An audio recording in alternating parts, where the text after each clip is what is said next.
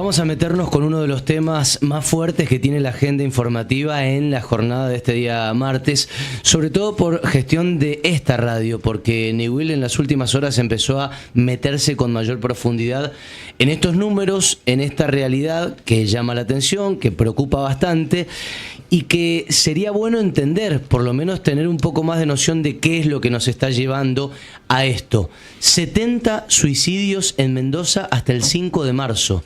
Eso habla de un suicidio por día en la provincia.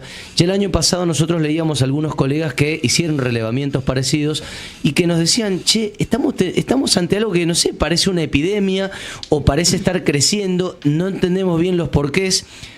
Y hay que decir que para esta misma altura del año pasado teníamos 57, más o menos para esta misma altura. Es decir, que esto no solo es grave, sino que está creciendo. Juan Manuel Vilapreño es el director de Salud Mental y de Consumos Problemáticos de la provincia. Vamos a tratar de sacarle toda la data que podamos.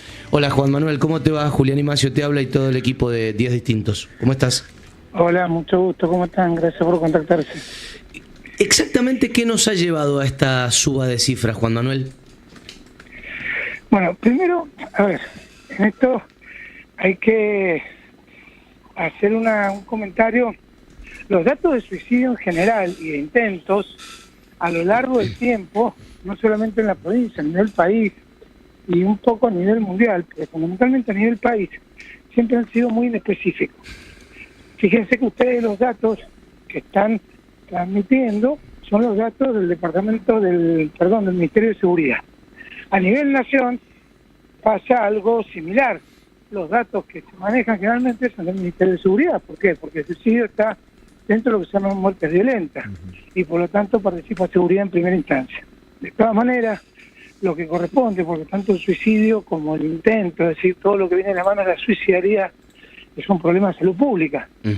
Por lo tanto, lo que corresponde es que el Ministerio de Salud, como órgano de aplicación, y en ese contexto la Dirección de Salud Mental, es la que busque que el registro de los datos sea lo más unificado posible. Okay. En eso estamos nosotros trabajando desde el comienzo de esta gestión, desde hace un año, en la unificación mayor. ¿Qué quiero decir con esto? Que los datos que ustedes tienen de seguridad, ojo con esto, porque eso no significa que sea un problema gravísimo y que nos genere realmente preocupación, porque tal cual dice usted. ¿No es un problema gravísimo que tengamos un suicidio por día? Gravísimo, claro, por eso. Es un problema gravísimo. No, al revés, es gravísimo. Bien. Y aunque no fuera por día, es gravísimo igual, porque el suicidio nos interpela desde todo punto de vista. La tasa que se maneja en general desde el Ministerio de Salud es un poco diferente en el sentido que los intentos son proporcionalmente un poco menores 2025 con respecto a 2024. 169 contra 151. Pero más allá de eso, porque si no queda como que estamos, esto que dice usted, como que no fuera o que estamos bien, no. O sea, lo mismo, la situación es grave. Y con respecto al tema de los suicidios, generalmente eso se termina de cerrar a final de año y lo hace el Departamento de Estadística, porque todo lo que es el proceso de suicidio es precisamente eso, un proceso. Es decir, hasta que se constata que alguien se suicidó. Sí, perdón. Quiero preguntarte, ya que hablas de datos, antes de pasar a los porqués, porque mi primera pregunta era qué argumentos, o mejor dicho, qué causas entienden ustedes que están obrando para que lleguemos a estas cifras. Pero ya que estamos en los datos, ¿en cuánto cerró el año pasado en cantidad de suicidios y en cuánto cerró en cantidad de intentos, más o menos? No sé si lo tenés a mano. Sí, Bioestadística está terminando de procesar 2024. Hasta octubre tiene 115 y en el 2023 eran 166. Volvemos a lo mismo, es gravísimo igual, porque además hay una realidad, Julián, y es que nosotros lo que buscamos es visibilizar, lo que menos tenemos que hacer es esconder. Nosotros tenemos que mostrar la realidad para poder trabajar sobre las causas, como decías bien vos, que llevan a esa realidad. Si nosotros tiramos tierra debajo de la alfombra, como muchísimo tiempo pasó a lo largo no solamente del país, del mundo en relación al suicidio, porque ni siquiera muchas veces se sabía qué hacer con este tema. Convenía hacerlo explícito, conviene que la prensa lo muestre, que no lo muestre. Bueno, hoy sabemos que lo que seguro no conviene es esconderlo. Y lo que seguro hay que hacer es hablar de esto. En intentos, el 2024, el total eran 868, pero ustedes me dicen a mí, esos son, como bien decías vos, números que a veces parecen como números fríos y en realidad son números calientes, porque trata de personas.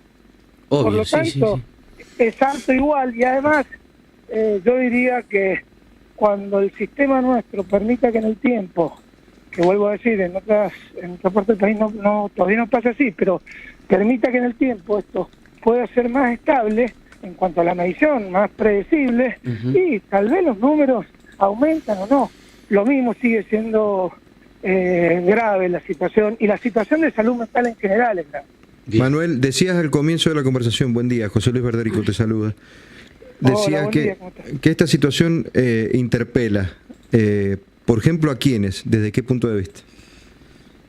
Yo creo que interpela a toda la sociedad, básicamente. Interpela a toda la sociedad, y en función de eso, todo lo que se desprende en relación a la sociedad, ¿no es cierto? El núcleo central de la sociedad es la familia en sus diferentes formas de comprenderla al día de hoy, pero también interviene el Estado, interviene pues, la sociedad en general, la clase política en particular. ¿Por qué digo que nos interpela? Porque nos interpela desde el humano. Cuando una persona decide quitarse la vida, ese acto de decidir quitarse la vida es un acto de una... ¿Por qué nos sorprende? Miren, yo llevo 27 años de ejercicio profesional. Y es el día de hoy que cuando pasa que algún paciente que lleva un tratamiento, lo que fuese, tiene un intento, ni hablar de suicidio, un intento, al día de hoy, que yo hago práctica clínica normal, digamos así, todos los días, sí, que estoy en contacto permanente, al día de hoy todavía me moviliza mucho. ¿Y eso es por qué? Porque es la decisión de una persona, es decir, yo no quiero más estar dentro mío. Lo cual, bueno, tiene diferentes tipos de interpretaciones. En general, lo que lleva a que esa persona decida quitarse la vida, en general, no siempre así, pero en general, es la angustia insoportable, es la desesperanza, es el creer que con ese nivel de malestar no se puede vivir, que no puede haber algo peor que eso. Juan Manuel, lo cual, ¿qué está haciendo? Obviamente que, perdón, dale, termínalo. No, obviamente que eso hay que entenderlo como que no es normal. El suicidio y el intento de suicidio nunca son normales. Obvio. Juan no Manuel... siempre lo vamos a atribuir a una enfermedad, pero nunca son normales, y eso es el primer mensaje que la sociedad tiene que entender. ¿Qué está haciendo la provincia concretamente? ¿En qué se diferencia la estrategia actual respecto de la estrategia de años anteriores? Había escuchado que había algunos edificios, algunos inmuebles que se podían transformar en clínicas más especializadas, más orientadas a la salud mental. ¿Qué nos podés dar de todo ese combo? Está perfecto eso, porque en realidad el suicidio es un epifenómeno en la punta del iceberg.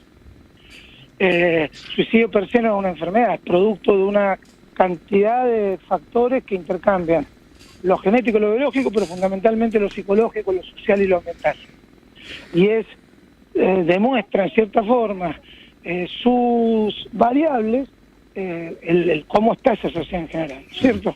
Sí. Entonces nosotros lo que creemos es que hay que trabajar en todos los niveles, no solamente en lo preventivo, que es fundamental, no se sale sin prevención, esa es la realidad, sin trabajar fuertemente en prevención, porque una vez que la persona ya necesitó el sistema, ya está con el problema. Nosotros tenemos que llegar antes del problema como sociedad, y como Estado sería ideal llegar antes del problema. Pero además estamos trabajando en los 3 niveles de atención, que tiene que ver, el primer nivel es el de los centros de salud, el de atención primaria. Ahí se está trabajando muy fuertemente con la primera escucha y con la capacitación de equipo, y fundamentalmente de los médicos de familia en las incumbencias propias de salud mental de un médico de familia. Se está haciendo un trabajo, muy importante de capacitación teórica y práctica. ¿A quién se le hace una primera escucha? Perdón, estoy interrumpiendo, quería preguntarte, Marcela. Sí. Perdón, Marcela. No, pero ¿a quién se le hace una primera? Rápido, pero es para... No, está bien. En realidad nosotros lo que queremos es, en medio de cada pregunta, introducirnos un poco.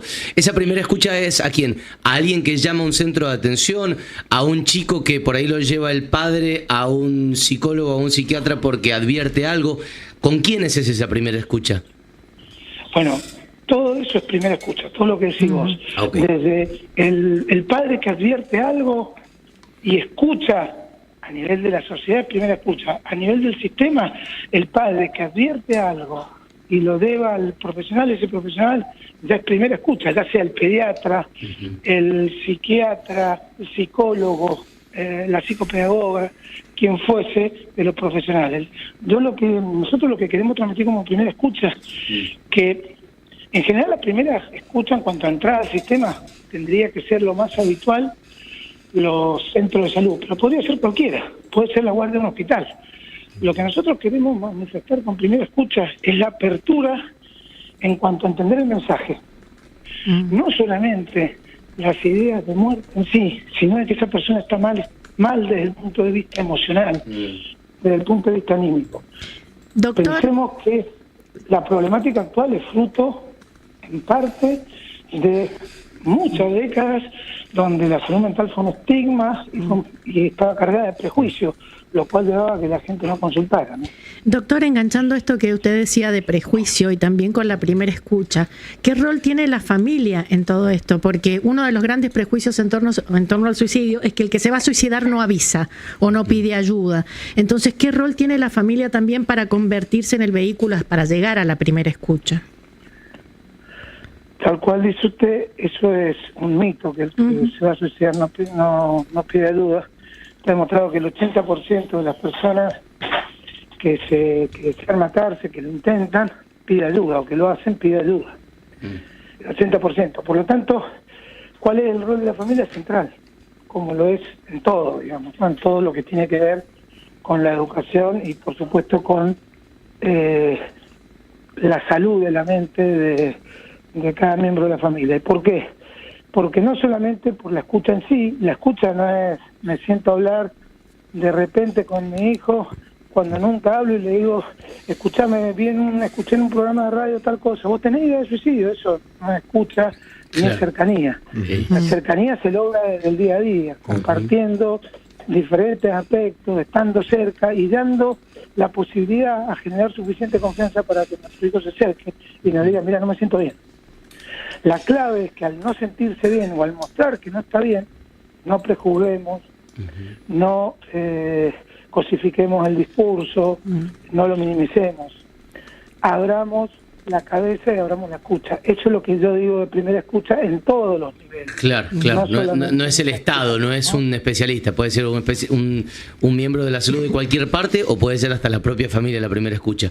Y desde el Estado también puede ser. Obvio que lo es. Por eso creemos mucho en la cuestión inclusiva del Estado. Sí. Juan Manuel, quiere hacerte una pregunta aquí, Diego. Buenas tardes, Manuel. Yo lo quiero vincular al deporte porque, ¿cómo estás? El fin de semana se viralizó un video de Fede Gómez, un tenista argentino que hace tiempo publicó una carta en donde había contado en esa carta que se le cruzó por la cabeza quitarse la vida y le comentó su estado a Novak Djokovic y el fin de semana Novak, el tenista serbio, estuvo entrenando con él. Me parece que es un mimo también para él, ha declarado Djokovic también que lo va a acompañar y demás. Hace poco aquí en la Argentina hubo un caso de Matías Zabaldo, un jugador uruguayo de Gimnasia de La Plata, que Gimnasia de La Plata por algunas inconductas le termina dando una licencia por salud mental y el chico termina arreglando en Defensor Sporting, o sea, vuelve a Uruguay. Yo lo que te quiero preguntar es, ¿qué pasa con los deportistas cuando atraviesan esta situación? ¿Cómo uno nota eso? Porque también hay muchos chicos que cuando no llegan a primera división, en ese embudo de reserva a primera división, hablo del fútbol, piensan o se les cruza eso por la cabeza. En el 2022 hubo un chico de Aldo Civi que quedó libre y a los 2 días lo encontraron muerto. Digo, ¿cómo trabaja el dirigente? ¿Cómo trabaja la familia? ¿Cómo te das cuenta? Bueno, buenísima pregunta. En realidad, yo creo que hoy por hoy cada vez está más instalado el tema de la necesidad de que hagan equipos desde el punto de vista de abordaje social y de salud mental dentro de los clubes. Se está trabajando mucho con eso, comparativamente hace 20 años atrás. Yo le cuento una infancia, yo soy fanático de Gimnasia y Esgrima y durante de Mendoza, ¿no? Y durante un tiempo, hace 20 años atrás, más o menos,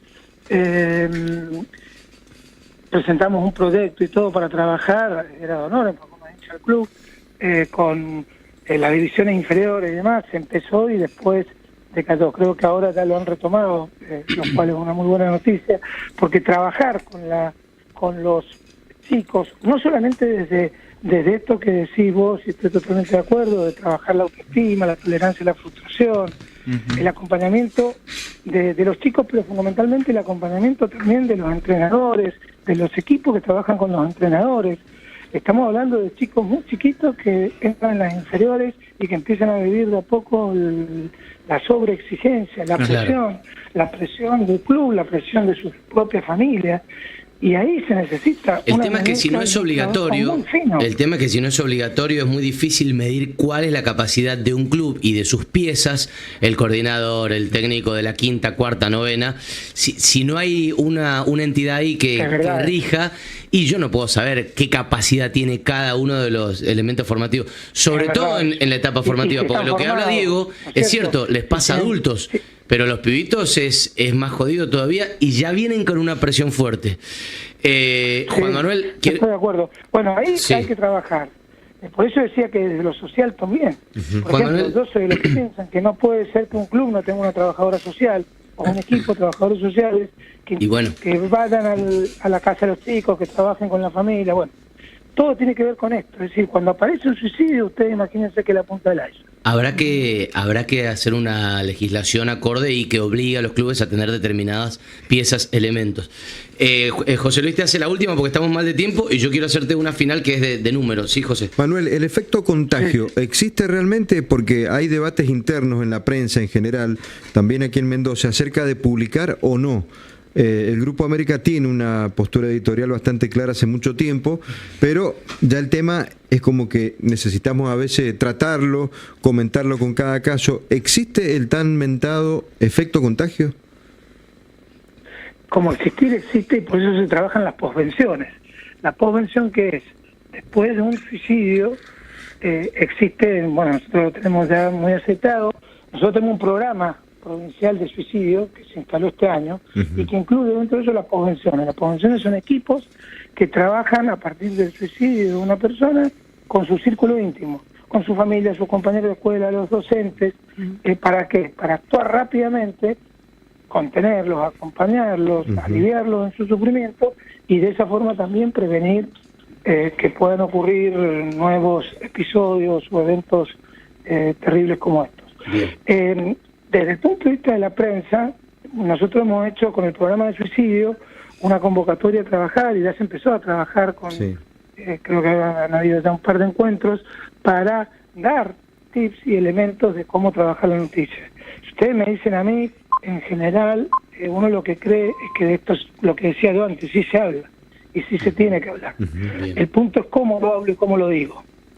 Si lo transformo en una cuestión sensacionalista, brusca, fuerte, y no explico lo doloroso, lo que significa, lo que implica un acontecimiento de este tipo, y bueno, seguramente la repercusión va a ser negativa. Ahora, si yo acompaño esto de una reflexión con respecto a esto, si doy info, por ejemplo, digo, miren, Mendoza tiene guardias, tiene 11 guardias en hospitales generales, además de las guardias de los hospitales monovalentes, que eso es muchísimo, hemos hecho 10 guardias en un año, donde hay equipos de salud mental. Es decir, acompañar la info con la info completa, ¿no? Claro, con lo que pueda ayudarte y no solamente con dar la noticia. Claro, Juan Manuel, la info completa en el sentido de las herramientas donde la persona puede apoyarse y acudir a buscar ayuda, y sumar, ¿no? que sume. Lo último, la cifra que tenemos no está actualizada a fines de marzo, que es a donde estamos. ¿Tenés ese número de cómo avanzó esos 70 que teníamos? Teníamos 70 suicidios hasta el 5 de marzo. Yo tengo intentos de suicidio hasta ahora, hasta hoy. 151. ¿Y muertes? No, ese nosotros no lo sabemos. Porque lo maneja seguridad. Como te digo, hasta terminado el año, porque lo hace Bioestadística al final del año. Gracias, Juan Manuel, por este contacto. Ojo, una cosa que es importante, los datos nuestros, la unificación de registro que le digo luego, a partir de todo lo que llega al hospital, que es lo que habitualmente pasa por protocolo desde seguridad y educación. Tal cual. Todo se registra en el hospital y nosotros sacamos el dato del sistema Bien, abrazo grande, Juan Manuel. Muchas gracias, doctor. Gracias, abrazo. Chao, chao. El doctor Juan Manuel Villapreño es el director de salud mental de la provincia, también de consumos problemáticos. Dejó información muy relevante. Nos pedían preguntas, no tenemos más tiempo. Hay estadísticas que muestran que hay departamentos que son los que más grave tienen la situación ahí adentro. Sí. Nos hablan de San Carlos, Mario Ferreira, nuestro corresponsal en el Valle de Uco, y nos hablan también del sur, de General Alvear. ¿Qué pueden hacer los municipios? Queda para otra charla.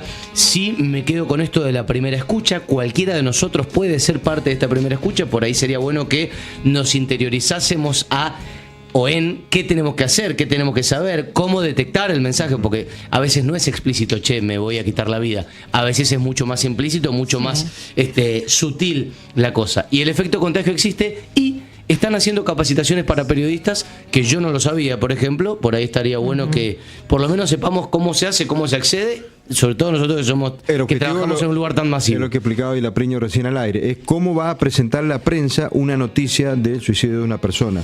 Una forma más genérica y sobre todo más constructiva hacia el resto de la sociedad.